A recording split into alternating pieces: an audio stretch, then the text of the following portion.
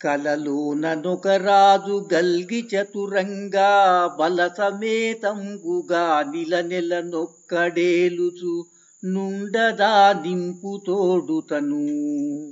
తెలివిలేకనే వచ్చిరి శతకోటి ఋషుల పలుకులు వినుచు మెచ్చిరి. మూలమింతైనా లేక మురియూచు జనుదెంచి చాలా రీతుల వచ్చి తనిరి మేల్కొనగా నేడు తెలివిలేకనే వచ్చిరి శతకోటి ఋషుల పలుకులు వినుచు మెచ్చిరి. జై నిజ గురుభ్యో నమః. జై అమలాంబ సమేత అనుభవానంద రాజయోగేంద్ర ప్రభుస్వాముల వారి దివ్య చరణారవిందములకు ద్వాదశి వందనములు సమర్పించుకొనుచు శ్రీ గురు బాలరామస్వాముల వారిచే విరచితమైన ఆవరణ విక్షేప రూప శక్తిద్వయ నిరాసకంపైన శుద్ధ నిర్గుణతత్వ పదార్థ దరువుల యందు ఈరోజు మనం 113వ పదార్థం. గురుదేవులు స్వప్న దృష్టాంతము ద్వారా బోధ దృఢీకరణ కావిస్తూ ఉన్నారు. ఈ పదార్థంలో బోధస్థితి పురుషులైనటువంటి మహనీయులు నేననే అహం ఏనాడు కానరాకుండా ఉంటారు. ఎప్పుడైతే నాకు తెలిసినది నేను తెలుసుకున్నాను అనటమే అది అహంకారం. అది నిరంతరం బలీయమవుతూ ఉంటుంది. ఎంతటి బుధులకైనా సరే అలాంటి అహంకార భావంతో అది పెరిగిపోతూ ఉంటుంది. అసలు సామర్థ్యమైనటువంటిది ఏంటంటే నేను జ్ఞానిని అనేటువంటి అహాన్ని నిలపకుండా ఉండటమే సరైనటువంటి యుక్తి అని మనకు తెలియజేసినటువంటి గురుదేవులు. నాయన శిష్య ఒక విషయాన్ని తెలియజేస్తాను నాయన. కలలో నన్నొక రాజు గల్గి చతురంగ బల సమేతంబుగా నెల నొక్క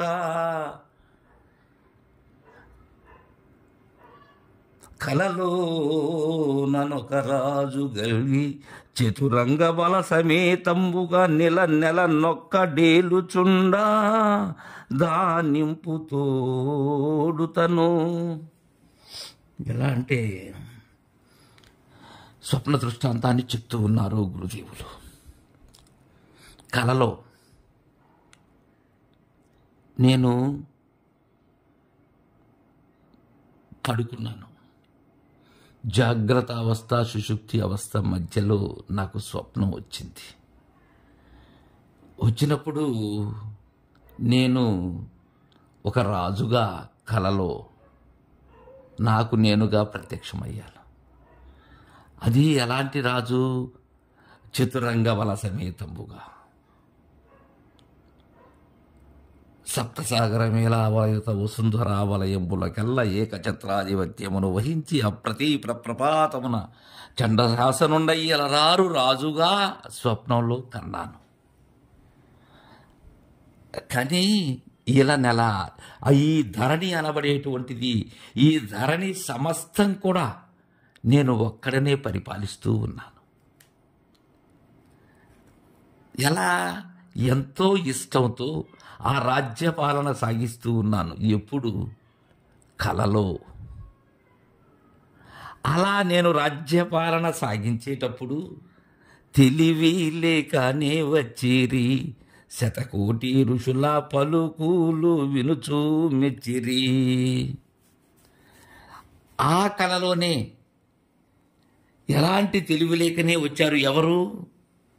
శతకోటి ఋషి సమూహం వచ్చి నా పలుకులు వింటూ వాళ్ళు మెచ్చుకుంటూ ఉన్నారు.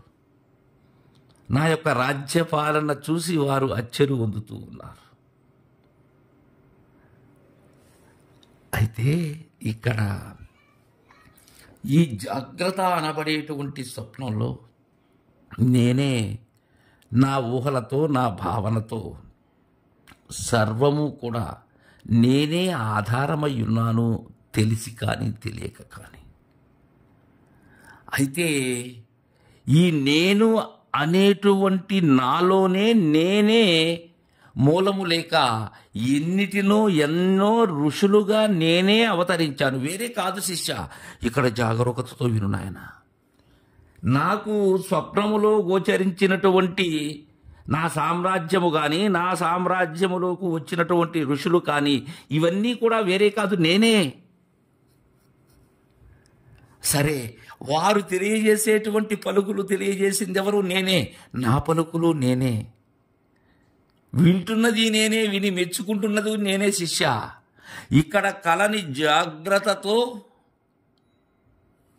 సారూప్యము చేసి చూసినట్లయితే కళ విడిపోతుంది శిష్య.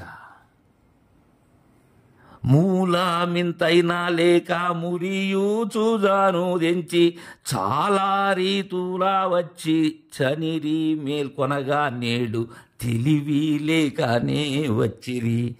ఉన్నది నాయన, అలానే వస్తూ ఉన్నారు అయోనిజమైనటువంటి ఈ తనువులన్నీ కూడా. మూలము లేదు. నేను ఉన్నంతసేపు నాతోనే సర్వము, నా రాజ్యము, నా రాజ్యములో ఉండబడేటువంటి చతురంగ బల సమేతములు, ఈ ఇంద్రియ తతులు, ఈ 96 తత్వములు, 36 తత్వములు, 25 తత్వములు, 17 తత్వములు, ఇవన్నీ కూడా ఈ ఏకం అనేకంగా అవుతూనే ఉన్నది నాయన. మూలము లేకనే మురిసిపోతూ ఉన్నది శిష్య. ఇది ఎన్నో రీతులుగా, ఒక విధానం కాదిది. మాయాజాలం, నాకు నేను అల్లుకున్నటువంటి వల. అయితే నిజగురు మేల్కతో ఎవరైతే మేల్కొంటారో, ఈ జాగ్రత్తని సిద్ధాంతకర్త తెలియజేసినటువంటి విధానంతో ఉన్నది ఒకే అవస్థ అనేటువంటి భావనలో ఎవరైతే భావిస్తారో వారు ఎరుక లేనటువంటి వారు, ఎరుక లేకనే సేవించేటువంటి వారు, వారు సచ్చి బ్రతికిన వారు, నేననే అహం లేనివారు. మూలమింతైనా లేక మురియు చూదాను దెంచి చాలా రీతులా వచ్చి చనిరి మేల్కొనగా నేడు తెలివి లేకనే వచ్చిరి. శతకోటి ఋషుల పలుకులు వినుసు మెచ్చిరి. ఎంత చక్కని బోధ దృఢీకరణం గావించారు మనకు బాలరామ పండితుల వారు. తరువాయి పదార్థాన్ని రేపు ముచ్చటించుకుందాం. జై గురుదేవా.